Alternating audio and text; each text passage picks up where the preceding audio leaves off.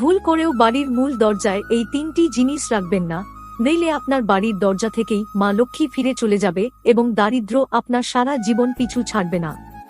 জানার আগে মা লক্ষ্মীকে যারা মনে প্রাণে বিশ্বাস করেন তারা সকলেই লাইক ও সাবস্ক্রাইব করতে ভুলবেন না ভিডিওটিতে। প্রথমত, বাড়ির মূল প্রবেশদ্বারে কখনই আবর্জনা রাখা উচিত নয়, এটি ধন সম্পদের ক্ষতির লক্ষণ।